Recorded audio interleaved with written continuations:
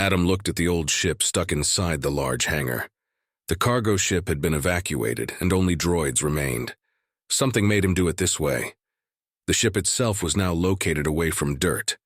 This ship had traveled from the center of the galaxy, a place few traveled.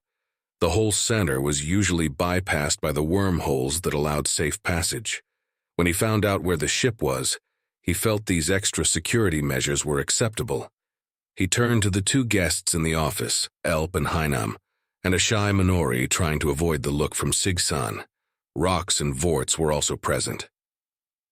"So, am I correct in that this is an old Dushan craft, pre-dirt evacuation?" he said, and the two studied it. Elp leaned forward, then nodded. "Yes, a science drone. It might have one old Dunshan, but mostly it's traveled around the galaxy picking up creatures to bring home to modify. They tried to outdo us." "Hey, we did outdo you guys," Heinam said jokingly. "We helped you with them so they don't count," Elp said, then chuckled, then turned to Adam. "Do you know where it came from?" Adam wanted to know who them were, but right now he had to focus on the ship. "The center of the galaxy, what's there anyway?" "Oh, it's from the old hub. That means it can come from anywhere except up here." "Old hub?" Vorts asked.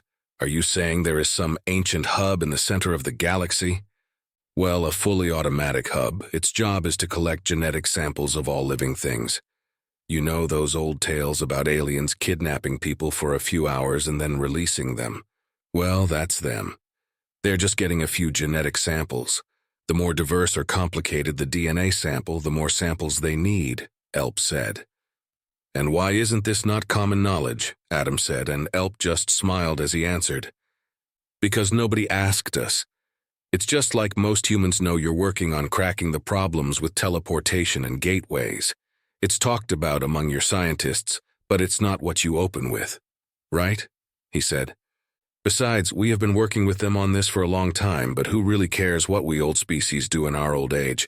Most people would be happy if they were to keep a Dushan slave for a few hundred years," Heinam added. "The ship's was Agor-gotten for a period. Wait, one thing I have to know, why is there even one Dushan slave? You're old and probably got tech the rest of us just can dream about. So why are you allowing yourself to be taken as slaves?" Adam said, and the others all looked at Heinam. "We allow it because we need it. Only a few Dushans have survived the past 1,000 years due to our curiosity. Slavery keeps us alive, ironically. A free Dushan will see something or hear about something, like a library filled with interesting books, and then try to sneak into it, even if they have no permission and the planet's king owned the library," he explained. "We know we will live forever, so we often forget it only applies to diseases and age." Monnery looked down shyly and then looks up at Adam with a weak apologetic smile. "Sorry." "Oh, don't worry about it. It's not me you have to worry about. It's Sigsan," Adam said, and she looked at Sigsan, saw his stare, and swallowed. "I seek asylum." Adam chuckled. "Granted, Sigsan will take care of it. No killing Sigsan, I like her. I finally found somebody who will keep you at your toes." Then he turned to Elp and Heinam, not seeing Monori's sly smile as she looked back at Sigsan. "So what will be inside this ship?" Adam asked. "Biological samples for seeding, something that they thought would be worth seeding a planet with. The biosignals are samples and perhaps the pilot," Heinam replied, and Elp thought about it. "There is one possibility we are not thinking about. It took the long route, so this might have been an emergency escape. After all, they had incidents, so keeping the shields up is smart."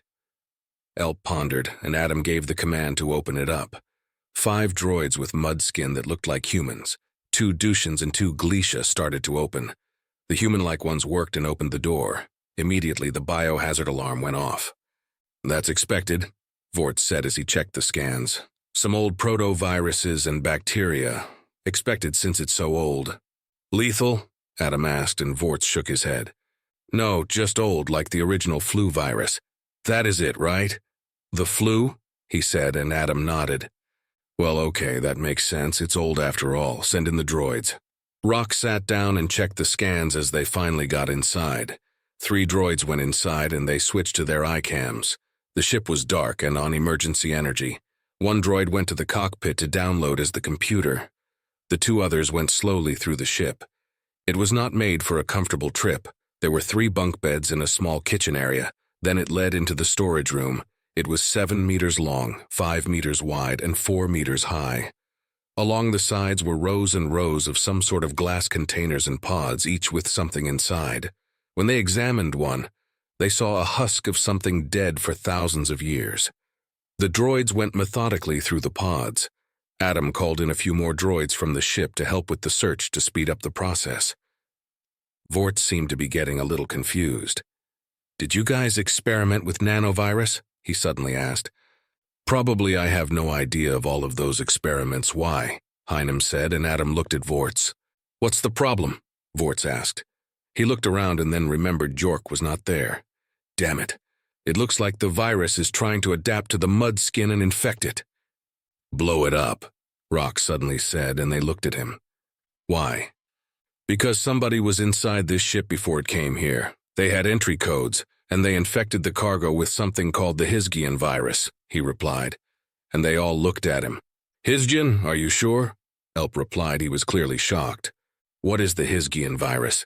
Adam replied, and he saw Vorts looking pale, something he had never seen before. "Am I looking at the Hizgian virus?"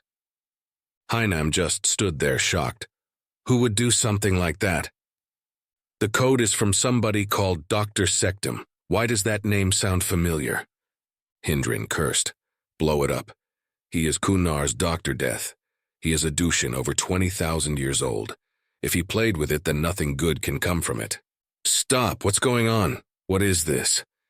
The droid finally arrived at the bioforms, and there were 12 beings of different races attached to a separate power source.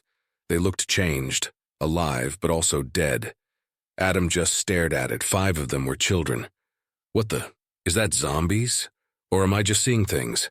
Then he looked at the scans. There were life signs, but no brain activity. The brain power slowly rose, as if they had sensed the droids. "What is this virus?" he asked, and Elp looked at him. "Well, it's what was used on dirt so many years ago. It's a zombie virus. The nanodroids in the body turn the body into a, well, zombie.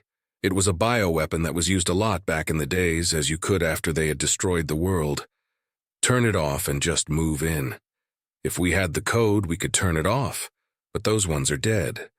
They probably hoped you would let the ship land.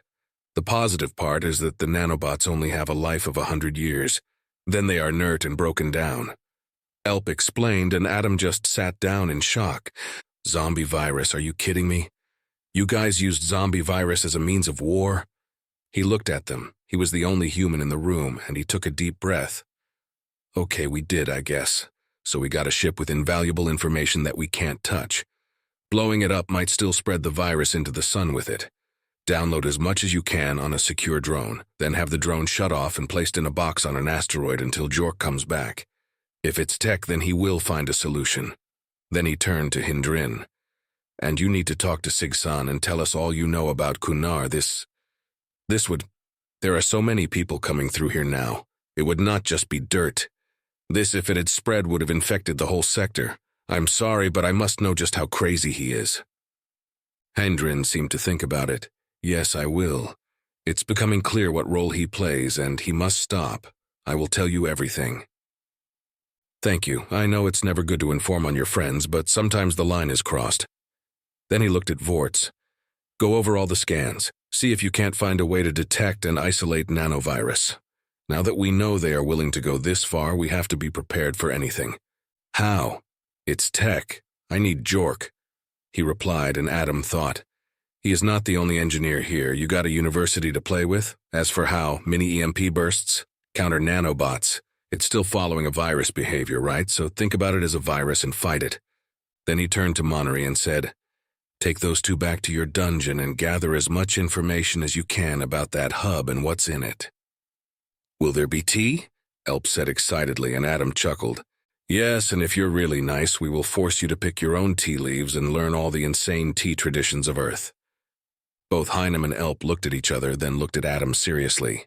"You better keep your word."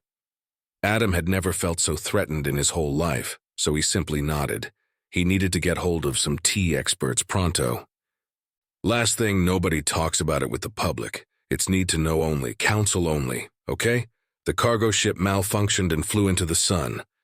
Understood? They all agreed, and Adam took a deep breath before leaving the room. He had just avoided a nightmare. He left to have lunch with Evelyn and Ginny, pretending nothing had happened. Halfway through the lunch, the message came in. A cargo ship testing out a new engine had accidentally flown into the sun. Luckily, only droids had been inside. This is yet another example of how Wrangler Engineering takes its employees' safety seriously. Evelyn saw right through him but played her part, keeping Ginny busy, talking about her pregnancy and the upcoming house that Ginny had finally decided on. Some students had worked on the shields and extended them 10 kilometers around New Macau, creating settlement areas or new suburbs. The city would now quickly expand. Adam was listening, but his mind was elsewhere. That's when John, Mo, and Kira joined them. "What's the problem? You're supposed to be the fun one, I'm the serious one," he said with a big smile. Kira seemed content and happy as John helped her to sit. "Just colony business, you know me. Always having a million worries on my mind." "Yeah, but you still smile." "Is it because I'm leaving?" John said, and Adam shook his head. "No, but I do wish you would stay longer. Kira will miss you," Adam said, and John looked at Kira. "I will miss her too, but I have to return. Besides, while it's fun, I know. You can handle me." She grinned, and Adam chuckled. "If you change your mind, you're always welcome, and I'm pretty sure Kira will love it too," Adam said, and John smiled at her. Then he got serious. "You know, I have to ask, the twins, are they allowed to come here?" Adam thought about the twins. The second batch, Harold's batch, had asked for twins. Harold's twin had complications, so they took the girls and left him. The twins had never contacted him. He only met them twice, once for the photo shoot and once for dinner. For him, they were strangers. "Sure, but why? I mean, we never had contact?" "Well, Allie wants to get away from Earth, but she doesn't have the resources, and our parents use all their influence to keep her stuck after she realized her book about them. You know how vindictive they are." "What book?" Adam was confused. He only knew about one book about his parents, well, about all the rich who had used the cartel's baby factories. Writing by a journalist that had been killed by the cartels. The book had been released post-death. "She wrote Babies for Sale, under the Elsa Wong pseudonym. You do know that one, right?" John said, and Adam nodded. "Yes, they all said the cartel killed the writer," Adam replied, and John chuckled. "Reread it now that you know." "I will. What about Yuki?" he asked. "Oh, they married her away and she has been trying to get out of it. I got my hands tied. Her husband has connections," he replied. "Look, I know you don't really care about them, but it's not our fault. Our parents refused to let us contact you. You have no idea how paranoid they got about it. It was easier for me. Especially when you started to use the Wokung alias, they thought you were my drug dealer, and they were okay with that." "Wait, they were okay with you talking to a drug dealer rather than Adam?" Ginny said, confused, and John nodded. "Oh, I'm so glad I didn't grow up with them. Damn, we dodge a bullet there," she replied, and Adam sighed. "Okay, we will help them. I will ask the devil for help. It will cost me something, but I think I know what I can pay." "You're too good, Adam," Ginny said, and Adam just smiled. "No, I'm not. I'm just protecting my family." He looked around the restaurant out the window at the city, and this is my family now, all of it. Only Adam would call a planet his family, Evelyn said with a grin, and they all laughed. Evelyn sat next to Adam as he reviewed the report of Kun-Nar and his group. She leaned over and looked over the file about Kun-Nur, how he was stabbed in the gut by a slaver, and then the slaver was shot by his wife, a Skaya woman named Sheena, and she gave him first aid. He quickly recovered and helped fight the slavers. She chuckled as she looked at him. "He sounds tougher than you. He got stabbed and just kept on going. What species is he? I see all the others are mentioned, but not him." "Oh, Karen, it's on the introduction page," Adam replied, and Evelyn's jaw dropped. Then she quickly got over the shock and called up the Admiral. Adam looked confused at her, and then the Admiral and his staff showed up on the screen. "This better be important, Major." He barely looked up from his pad, and Evelyn didn't waste any time. Yes, sir. I'm sending you a report on the other person who claims to be Gallius. He is a male Karen. Everybody on the other end stopped what they were doing and looked at them. Are you sure about this? Admiral Hicks asked, and Evelyn looked at Adam, who sent a picture of Kunar, and he could hear swearing on the other side. Okay, I will inform the brass. Are there more of them here? The Admiral said, and Adam thought about it. Not that our informant or spy has seen, but there is a base on the moon that nobody has access to but contains a weapon system from Kunar's homeworld. It's supposing a particular gun, supposedly fully automatic. He arrived in a scout ship. He said he was the only one and came through a wormhole. The ship itself would never been able to travel more than 500 light years. Why? Adam said, and he could see the Admiral and his administration exchanging glances. Then Admiral Hicks looked at Evelyn. You better come here now, we need to go over it. We will also discuss how much you can tell your husband. As you wish, sir. She hung up and looked at Adam. This just got complicated. Karen is the reptilian enemy we fought in the south. They had already been defeated once before, but they then hid away and plotted their revenge. I can't tell you more about it now. The rest is classified. She kissed him, smiled and rubbed her belly gently. Come, boys, we got work to do. Then she stood up, stretched, and walked out. Adam wanted to get up and help her, but the last time he tried, she had yelled at him, so he just watched his 5-month pregnant wife leave. He was worried about her, especially now that he had found out just how fanatical and crazy Kunar was. On top of that, he was part of the enemy that the humans had fought in the south. This was getting worse. He needed to think about something else, so he checked the reports. Everything else seemed good. The droids in the Gort suit sold so much that they were now on a waiting list. The droid problem was not a good thing as it gave the slavers an opening to sell since they promised a faster delivery time, and piracy had become more frequent lately. It was almost as if somebody was giving the pirates the new colony's locations. Adam needed more factories to fix this, as well as pirate hunters. They needed more allies. Mr. Gnug had informed him that the mega corporations he had approached were ready to meet, and Adam set up a meeting in 2 days' time. It would give him time to prepare. That would take care of the factories, but the pirate problem needed a different solution. He knew that Kungo Mutt was now freed and out there plotting his revenge. Then there was the report from Aris about the bad press that had started about him and humans. The influx of humans and his trial had made a lot of people fear humans. They seemed to realize that the age of slavery was going to come to an end, either by replacing the slaves with droids or by force. The rumors were that Adam was going to force everybody to buy from him and have a monopoly on droids while forbidding them to use slaves to counter the monopoly. Adam had laughed when he first heard it. He was, after all, not the only droid manufacturer in the sector. Then Mr. Gnug informed him that he had bought up a lot of the droid companies. He did in fact hold 27% of the Trade Federation droid market, and that was the reason he was constantly sold out and needed more factories. This could be fixed, but he needed allies. The other problem was going to complicate it. The pirate hunters would become a strong military force here, and with the casinos and human cities, he knew they would use dirt as a staging area. That could mean unwanted trouble, but it also meant safety. He would need to set up a program to get them off the need for combat when the hunt for pirates was finished. It was a new adventure for them to focus on when they had nobody to shoot at. His eyes glided over the desk to the crystal box the others had left for him, and he smirked. Yeah, he could send them in there, map out the deadlands, but first he needed to ensure they would be allowed there. He needed to contact them. He needed to talk to those 2 old men. He got up and headed to the shuttle. Adam found them where he expected, sitting in the library with Minori discussing history.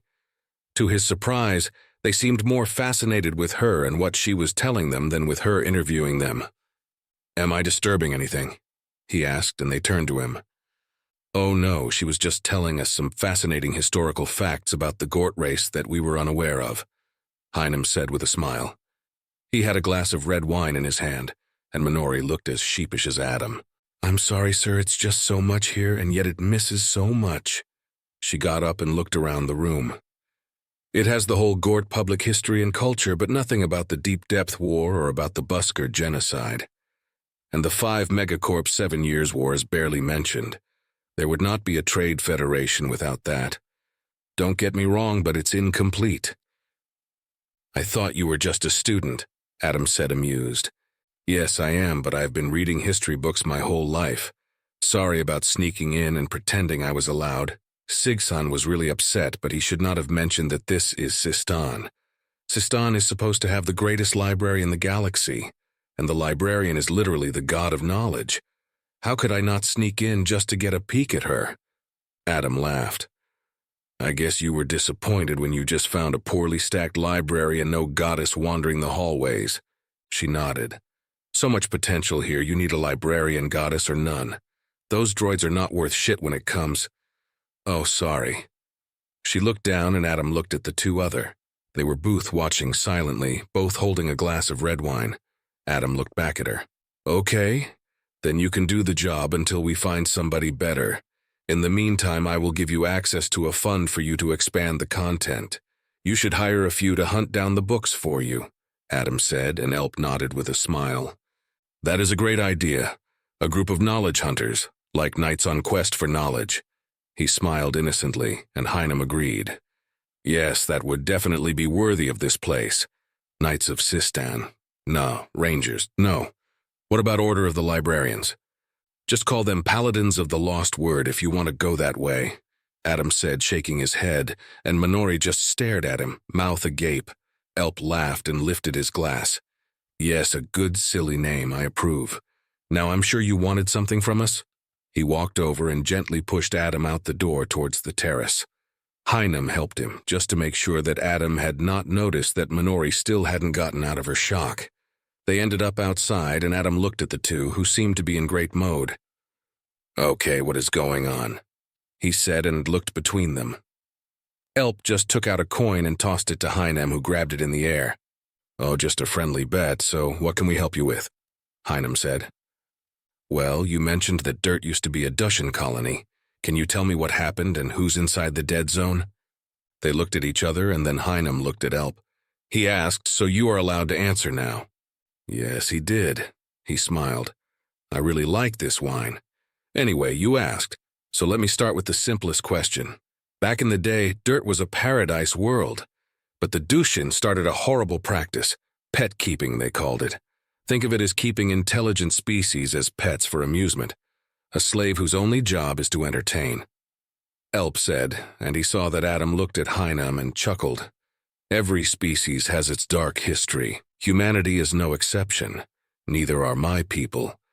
But this practice slowly turned back to regular slavery, and there was a conflict between the 3 immortal species of the galaxy, mine, the Dushan, and the Elahom. You can guess who is in the dead zone now. Anyway, the conflict was philosophical until it was not, and the short version of it was that you are standing on the battlefront. The dead zone is the result of the war between the Dushan and the Elahom. The Elahom won and stripped the Dushan of their technology, and told them they would not be allowed to return to their glory before somebody would wash away the sin they had brought to the galaxy.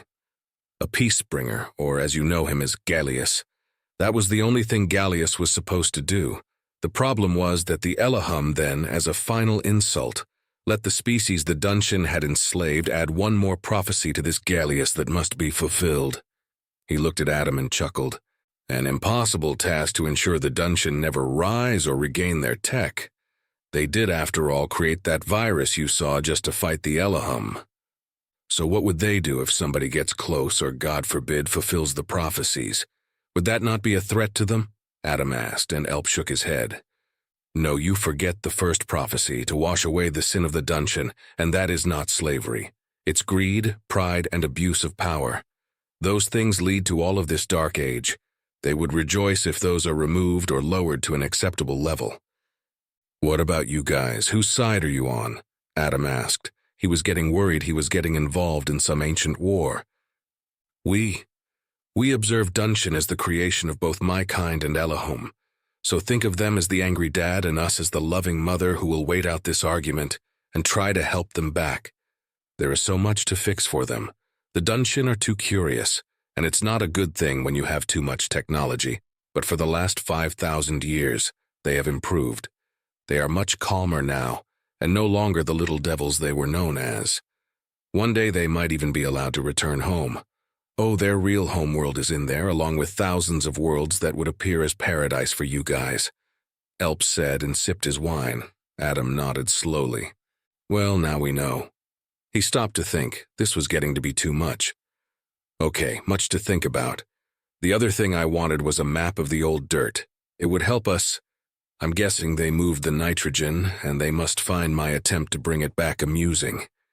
He sighed and looked at Heinem and chuckled. And don't give me a list of things to do. You guys made the mess. Try to fix it. I will just do my stuff. He stood up and stretched, and he felt relaxed. There was no prophecy, just a one large quest list that somebody had given to the Heinem. Not his problem.